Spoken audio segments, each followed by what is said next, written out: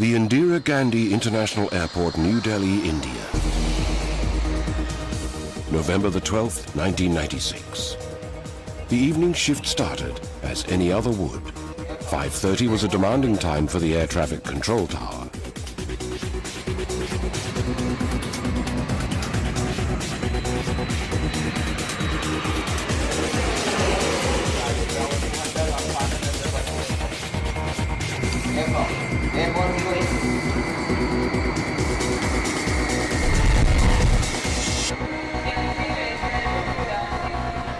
The International Departure Terminal too was a hub of activity. Passengers slowly filtered in after brief goodbyes from relatives and well-wishers.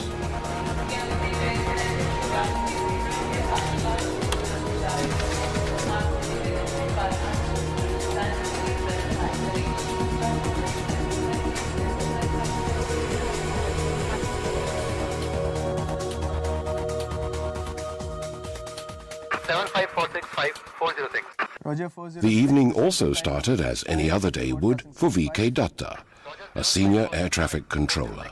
He was about to finish his regular shift. His responsibility was to guide all incoming traffic to Delhi Airport. On November the 12th, 1996, he was also responsible for all outgoing traffic.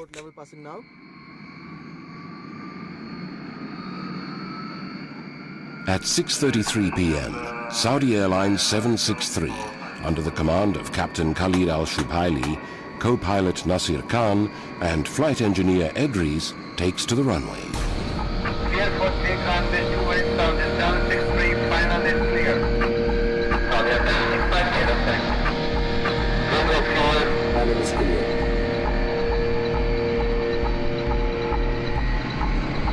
D1 rotate.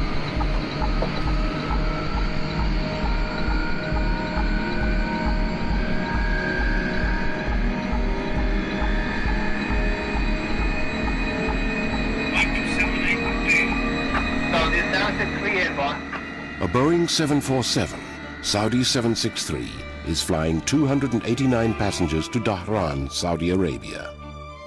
At approximately the same time, flying into Delhi from the former Soviet Republic Kazakhstan is Kazakhstan Airlines 1907.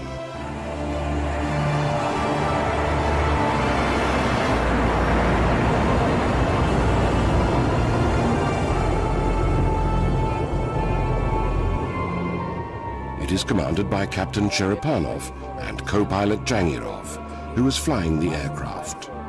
Flight engineer Chuprov, radio operator Rep in charge of all communication, and navigator Arabayev assist them. Kazakh 1907 is flying 27 passengers to New Delhi.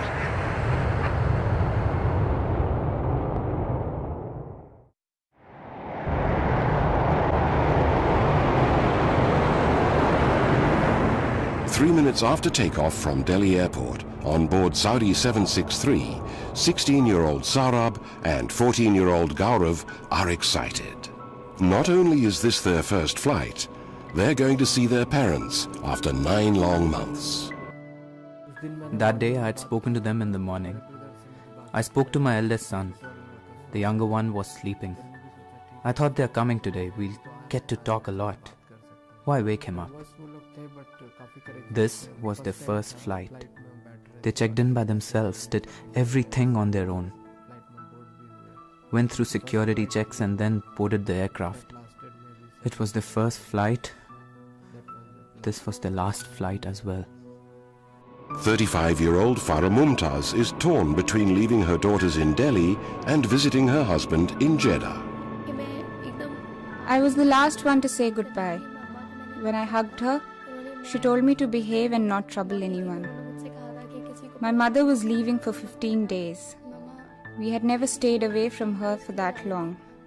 We were crying when she left home. I don't know why, but I felt that this was the last time I was seeing her. Mohammed Tahir, his wife Rehana, and their 8-month-old son Taimur are finally on their way to Al Jubail near Dhahran. A week ago, they had to cancel their ticket. Their son was unwell. The memories are the only thing I have of them. I had a horrific vision the night before they left. तो मुझे कुछ खौफनाक सा मुझे रात को वो हुआ मेरे दिल में कुछ कि कुछ In my dreams, I saw a man who told me to hold on to my heart. कि अपना दिल थाम लेना. Two aircraft are in the same airspace on opposite headings. The probability of their colliding head-on in the air is 1 in 100 million. Yet it happened. Why?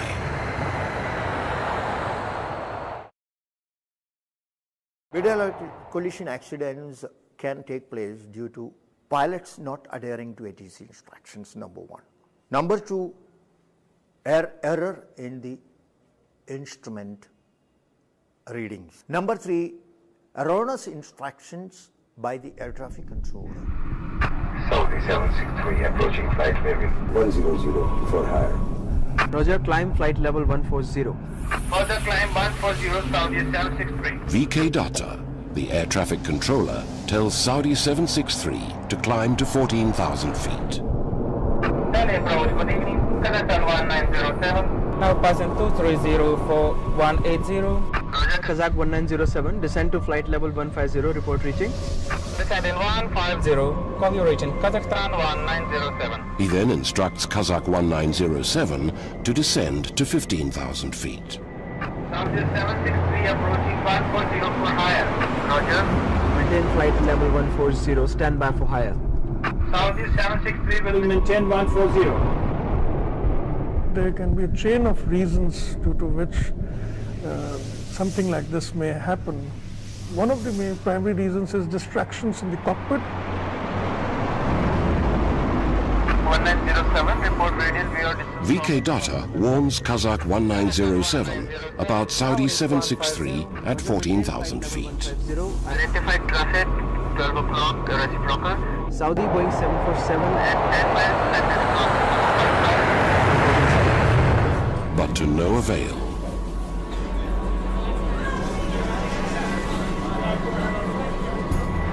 At 6:40 p.m., the seemingly impossible happens.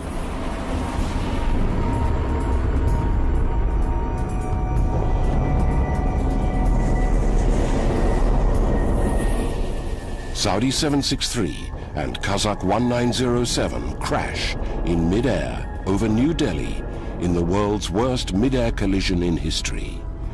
349 lives are lost in a split second.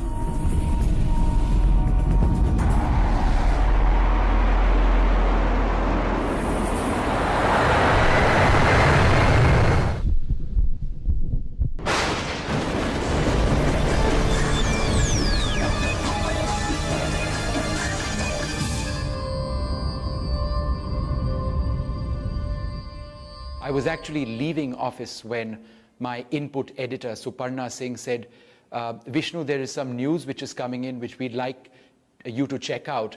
News of a possible disaster, possible air crash. We drove out from Delhi, we drove into Haryana. At that stage, we didn't have any information about just where the crash had taken place, so we just proceeded in a general direction. I would say it was about 9 to 9:15 in the evening at this stage. We stopped our vehicle immediately, and the wreckage was about a kilometer away from me. And as one kept walking, I realized all around me there were clumps. What I thought was cow dung. And it wasn't too long, perhaps just a few seconds, when I realized that, look, maybe these clumps these clumps aren't manure at all, that perhaps this could be debris or perhaps it could be something else. And I immediately told Tulsi, my camera person, to switch on his camera light. Please switch on the light. And immediately we saw all around us, we saw dead bodies all around us. Within a few moments of actually switching on our camera light, we realized that there was no question of any survivors. The Saudi Boeing 747, the Kazakh Ilyushin 76 aircraft, there was no part of the fuselage of the aircraft which was intact. Everything had been obliterated. There were dead bodies all around. It was abundantly apparent that there was no one who would survive this. When this incident happened, I was 7 years old. For the next couple of years, I kept thinking she'll come back. They have gone to get my son. He's hurt, but he'll be back. He'll be back. I could only find the passport of my eldest son. It took a second for everything to be destroyed.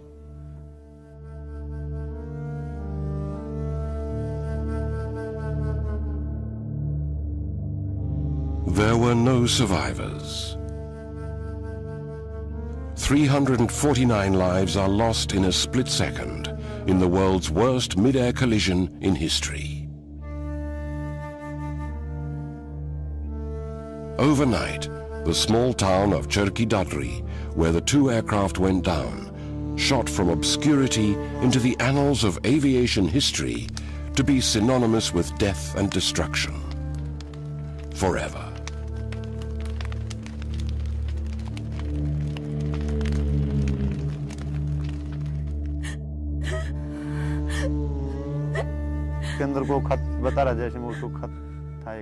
I found a letter in the crash site. A girl had written to her brother, "Get me a nice dress and a pen when you get back. Come back soon." Villagers who had their dinner before the crash were the only ones who ate that night. With so many dead bodies lying in our village, who could eat? It felt like we had lost our family.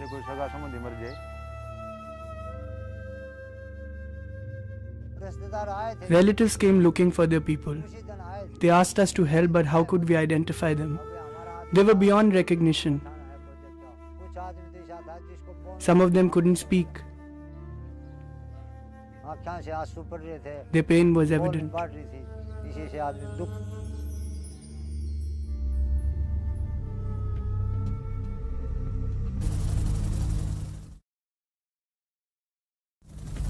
The full extent of the tragedy was visible from the air. The wreckage of the two aircraft was spread over 7 kilometers.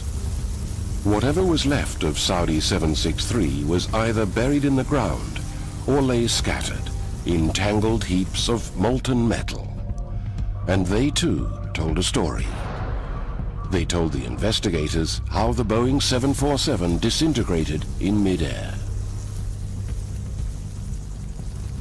747 had lost its tail plane, went out of control, spinning violently, whereby the wings separated and the 4 engines fell miles apart. Kazakh 1907 had survived in bits and pieces. The cockpit shattered, but the burnt instrument console was still intact. Charred remains of its fuselage stood as a lone witness to a startling fact that the aircraft had not disintegrated in mid-air. So that means that it had some flyability until very close to the ground, but it broke after impact on the ground. Primary investigation of the wreckage suggested 2 points of impact. The 747, I believe, was fairly straight and level, whereas the Kazakh aircraft was a slightly bank turn and offset slightly, so that the wings contacted each other first. One wing off of the Kazakh aircraft, and certainly the tail off of the 747, and that led to the crash. And as far as the altitude of impact was concerned, the only clue was from one of the altimeters of Kazakh 1907 found in the wreckage. It was frozen at 14,895 feet. It could be anything. There are so many evidences which are to be collected and to be compiled and studied, analyzed. And we were mostly interested in now looking for the black boxes, which are the prime evidence material for any aircraft accidents. The 2 black boxes were found the day after. The Indian Court of Inquiry, the investigation agency, sealed the black boxes and sent them for decoding. While Kazakh 1907's black box would be decoded in Moscow, Saudi 763's black box would be decoded in the United Kingdom. But to begin with, the investigation headed not too far from Cherki Dadri to the Air Traffic Control, the ATC. What happened is something which should not have happened has happened. In no ATC in the world would ever like a mid-air collision accident to take place. And immediately it is felt that it could be a mistake on their part. That would be the normal reaction. The unblinking, watchful eyes that stare at the radar screen day in and day out are human. And sometimes it is human error that results in a potentially disastrous consequence. He might just give you a wrong altitude clear to. There have been various incidences where the ATC controller has given wrong altitude clearance, due to which accidents have taken place. When VK Datta took over his shift on November the 12th, 1996, he brought with him more than 10 years of experience and proficiency as an air traffic controller. Was it possible that he had given incorrect instructions that led to the mid-air collision? The first course of action for the investigators was to replay the ATC tapes. 8 minutes from impact, Saudi 763, after takeoff, contacts VK Datta. Saudi 763 airborne. Saudi 763 identified on departure. Climb flight level 100 initially, stand by for higher. Initially flight level 100, stand by for higher. Saudi 763. He asks them to climb to flight level 100 or 10,000 feet. Kazakh 1907 is close to 23,000 feet. 6 minutes from impact, Kazakh 1907 at 23,000 feet contacts him. Kazakhstan 1907. Roger, Kazakh 1907, descend to flight level 150, report reaching. Descent in 150, call you reaching Kazakhstan 1907. VK Datta clears descent to flight level 150 or 15,000 feet. Saudi 763 is close to 10,000 feet. 4 minutes from impact, Saudi 763, now at 10,000 feet, contacts him for further ascent. 100 for higher. Roger, climb flight level 140. Further climb 140, Saudi 763. VK Datta clears ascent to flight level 140, 14,000 feet. Kazakh 1907 is now at 15,000 feet. 1.5 minutes from impact, Saudi 763 asks VK Datta for further instructions. Approaching 140 for higher. Roger, maintain flight level 140, stand by for higher. Saudi 763 will maintain 140. He asks them to maintain 14,000 feet till further notice. Kazakh 1907 is at 15,000 feet. Two aircraft are in the same airspace on opposite headings. Saudi 763 is at 14,000 feet. Kazakh 1907 is at 15,000 feet. 1,000 feet separates them. That's safe enough, according to ICAO, the International Civil Aviation Organization. But shouldn't VK Datta warn them of each other?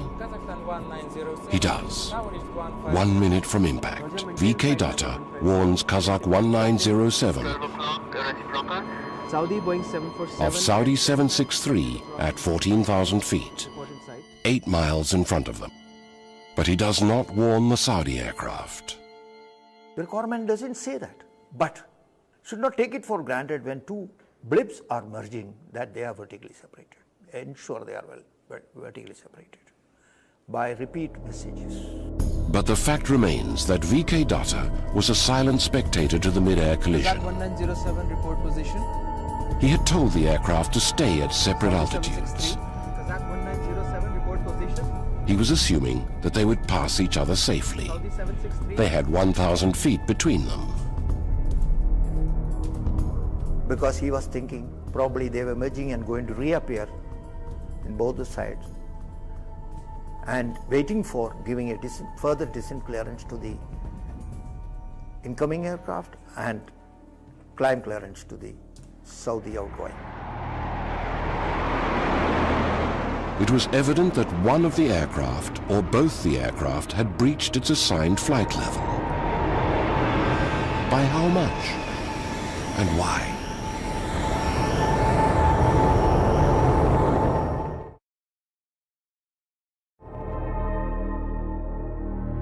Three months after the accident, on a cold February morning in Moscow, the black box of Kazakh 1907 was cut open. The investigators heard the voices of the Kazakh crew for the first time. 763 will maintain on course. Kazakh 1907, report radial view, this is the immediate department member. Kazakh 1907, now reached 1500, 46 miles from Delta Papa November, radio 610. Roger. Maintain flight level 150, identify traffic, fellow clock, reciprocal, Saudi, Boeing 747 at 10 miles, likely to cross to another 5 miles. Report if inside. From Mountain 150, Kazakhstan 907. Report, how many miles? It was clear from the tape that the air traffic controller instructed the Kazakh crew to stay at 15,000 feet. He also told them to look out for the Saudi aircraft and to report back once they had sighted it. The turning point of the investigation was when the digital flight data recorder that records altitude, speed and other technical parameters was decoded.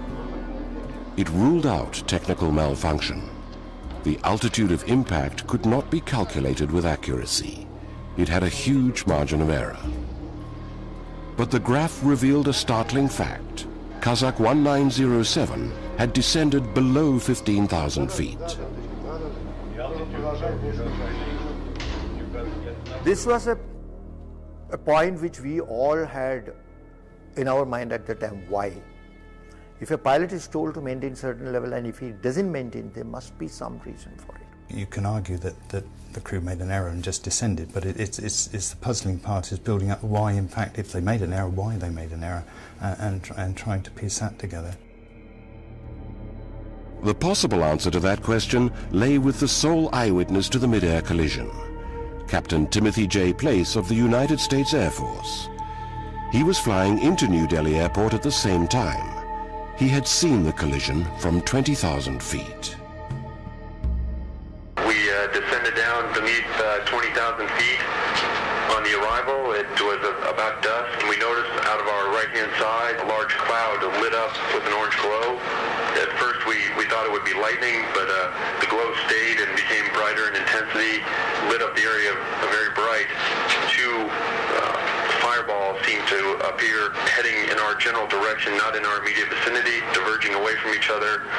The glow intensity of the cloud became dimmer, and the two fireballs proceeded to descend down and hit the ground. The mid-air collision happened in the clouds. Is it possible that Kazakh 1907 had descended due to bad weather? It had happened before.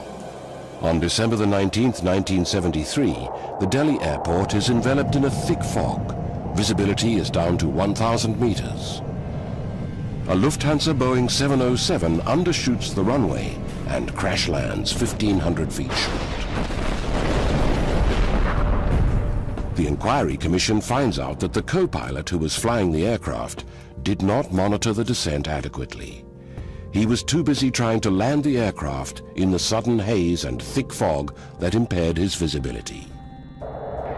Could the same thing have happened to Kazakh 1907? Could they have been caught in a freak weather condition? Did co-pilot Jangarov not monitor the altitude? Could he have been too busy battling bad weather? The sorts of weather conditions that can cause an aircraft to lose a great deal of altitude are things like thunderstorm activity, where you get updrafts and downdrafts in the center of a thundercloud. That could have caused one of them to descend or another to climb. But on November the 12th, 1996, the Met Department had not issued a severe weather warning. It was slightly foggy, there were scattered clouds, and that was about it. Most importantly, Kazakh 1907's cockpit voice recorder did not record any intra-cockpit conversation relating to bad weather. Neither did the digital flight data recorder record sudden changes in the aircraft's movements, nor any severe weather condition. There was no sudden descent. Kazakh 1907 had descended gradually. Don't think that the actual weather conditions would have caused the Kazakh aircraft to descend at all. It was like a jigsaw puzzle whose pieces just didn't fit. Kazakh 1907 had descended below its assigned 15,000 feet. but the altimeter found in the wreckage was frozen at 14,895 feet. If that's the altitude at which the collision occurred, it meant that even the Saudi aircraft had breached its assigned altitude. It had climbed above 14,000 feet.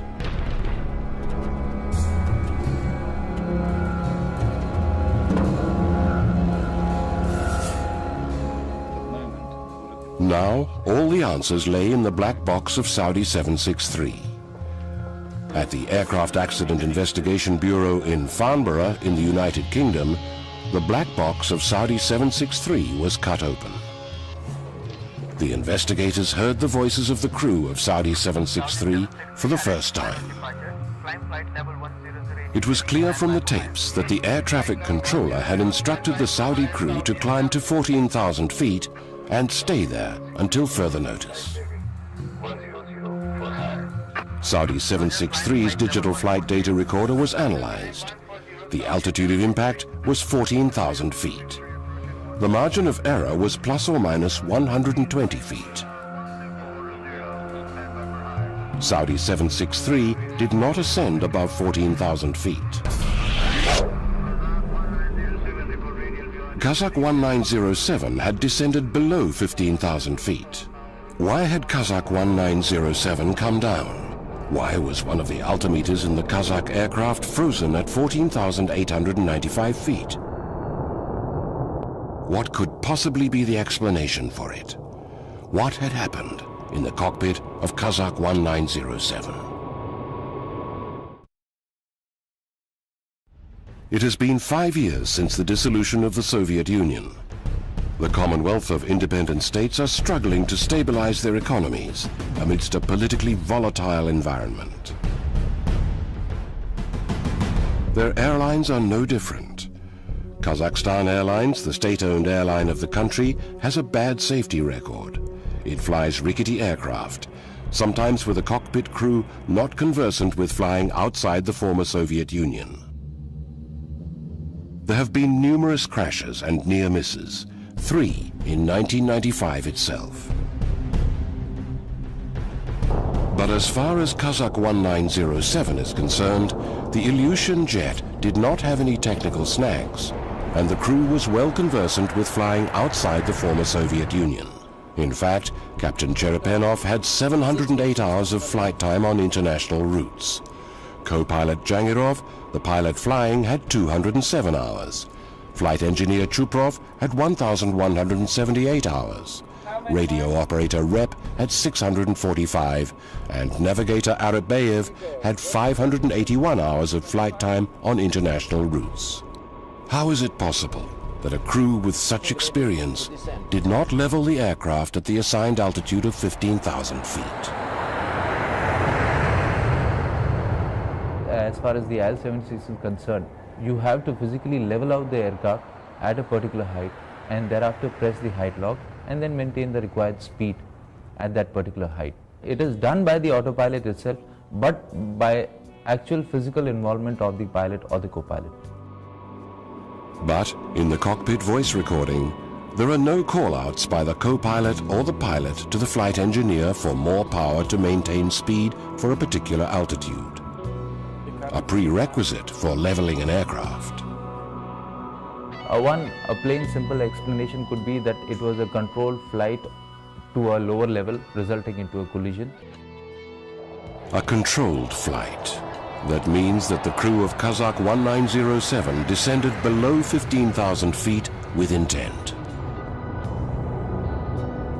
They kept descending because they never knew that their assigned altitude was 15,000 feet.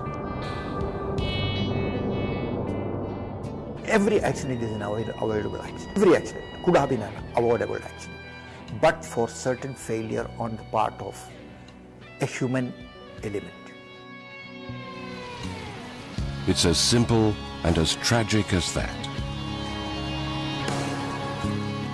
A 1 in 100 million possibility became a horrific reality due to human error.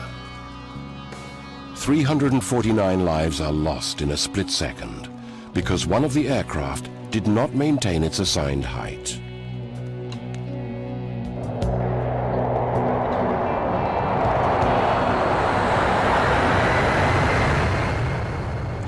could all have happened?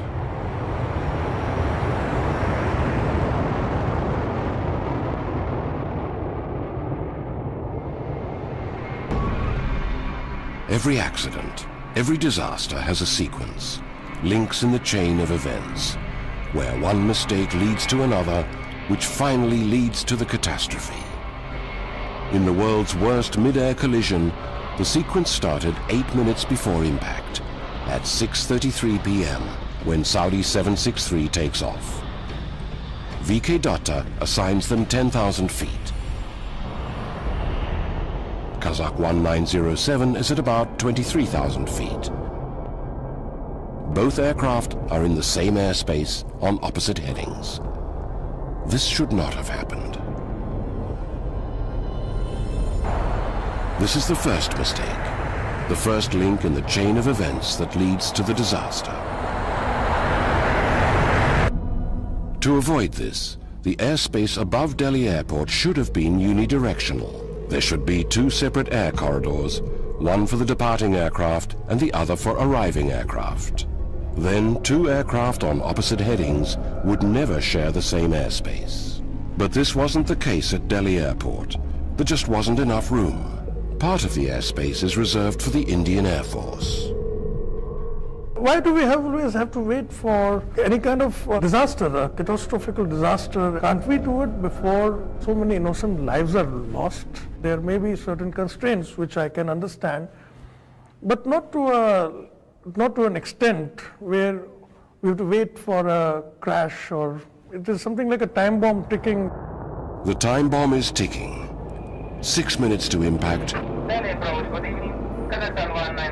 Kazakh 1907 contacts VK Datta for the first time. He assigns them 15,000 feet. Descend to flight level 150, report reaching. Descend in 150. The radio operator acknowledges the height, but astonishingly does not inform the 2 pilots. Worse still, the navigator also hears the assigned flight level on his headset. He is heard converting it to meters for the 2 pilots, but neither of them acknowledges the assigned height. This is the second mistake, the second link to disaster. My personal view is that there was confusion with the pilots about what their cleared altitude was. There may have been some language difficulties. The pilot and co-pilot's knowledge of English is limited. The radio operator is translating all commands from the Delhi Air Traffic Control for them. Pilot flies, gets the information, directly makes a lot of difference. The reactions are spontaneous, instantaneous. Saudi 763 approaching flight level 100 for higher. Roger, flight level 140. Further climb 140, Saudi 763. 2 minutes to impact. Kazakh 1907 is gradually descending. It's now at about 16,000 feet. Captain Cherepenov, the pilot who is not flying, is supposed to inform the cockpit crew of the estimated time and height to level out. He never does. This is the third link to the disaster.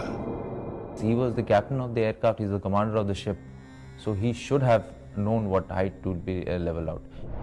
1.5 minutes to impact. Saudi 763 is told to stay at 14,000 feet till further notice. 1 minute to impact.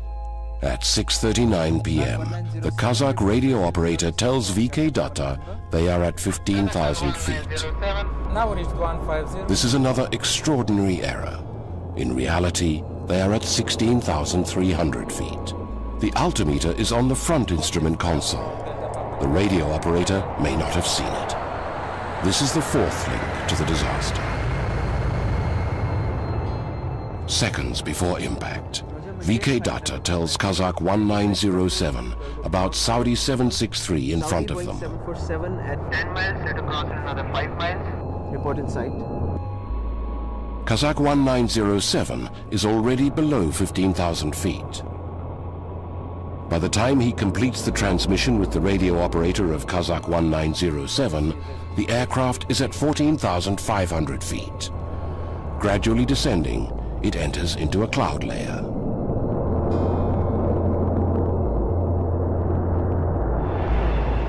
Saudi 763, at 14,000 feet, enters the same cloud layer. The first signs of trouble are heard in the Kazakh cockpit. The captain asks for the assigned flight level for the first time. Flight level have you been ordered? Kazakh 1907 is still descending, now at about 14,100 feet.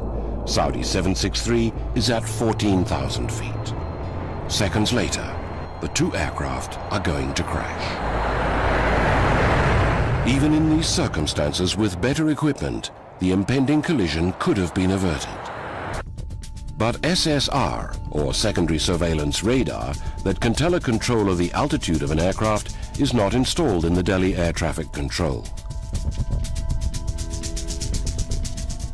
The controllers still work on archaic primary radar that can only tell them approximate headings. This means that VK Dutta was not aware of Kazakh 1907's unauthorized descent. Saudi 763. The secondary surveillance radar had been in the offing, but mired in bureaucracy, the project lay to one side.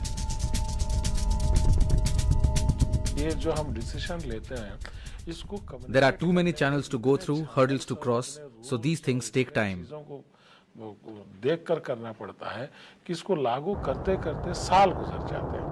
The fifth link to the collision is complete.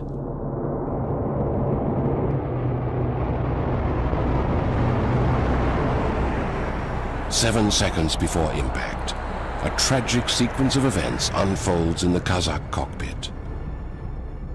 The flight engineer realizes that the aircraft has descended below 15,000 feet, their assigned flight level. He probably tries to accelerate to climb, but the captain asks him to hold on and not to accelerate. The flight engineer responds by calling out, "Holding." What I feel has happened at that point of time is that the engineer has realized that the aircraft has gone below 150. He has started opening power, anticipating the next moment I will get a call for climbing or accelerating. But the captain is not yet sure, or maybe he's made a gesture to the flight engineer that hold the power. Kazakh 1907 holds its course. It keeps descending.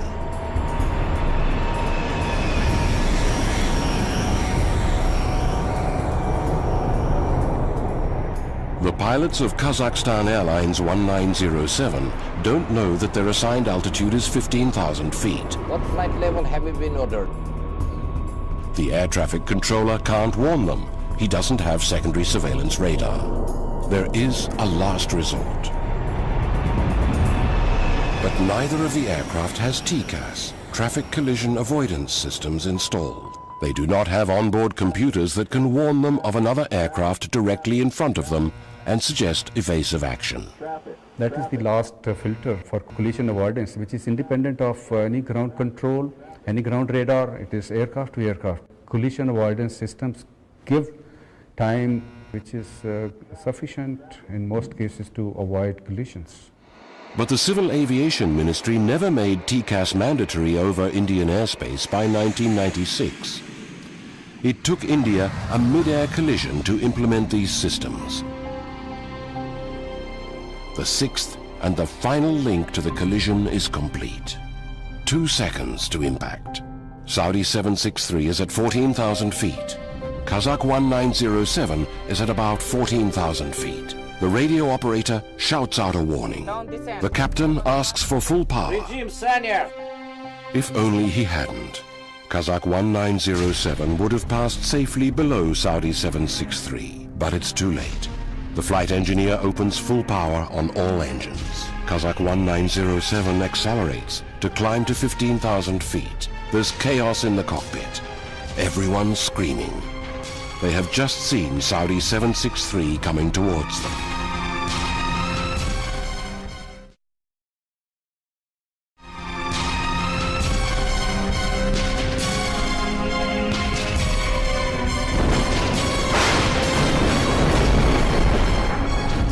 At 6:40 p.m., 14,000 feet over Cherki Dadri, the left wing of Kazakh 1907 crashes into the 2 left engines of Saudi 763. Saudi 763 catches fire instantaneously. it goes into a nosedive. Spinning violently, Saudi 763 disintegrates in mid-air. The last recording in the Saudi cockpit is a prayer.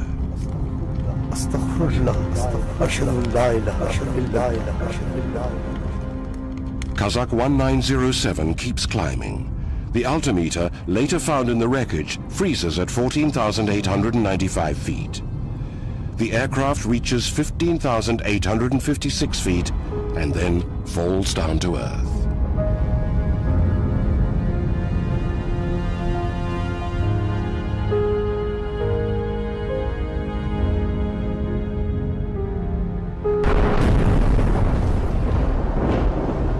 "349 souls, 349 dreams, and 349 hopes are extinguished in a split second. Today, the words, 'if only,' are the only words that echo in the minds of many." 10 years later, Kazakhstan Airlines has stopped operating. English is now a primary qualification for pilots from the Commonwealth of Independent States consisting of former Soviet republics. The Indian airspace is now unidirectional. All aircraft flying into it have TCAS, and the Delhi airport has secondary surveillance radar. This disaster served as a precursor to lots of improvements, but at what cost?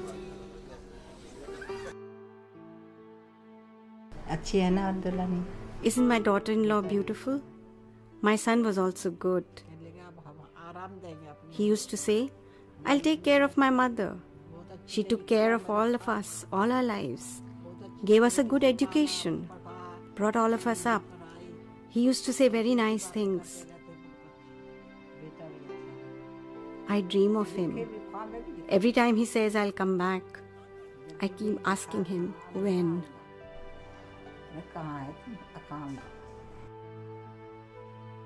It is very difficult in life to lose young children. I only have their memories now.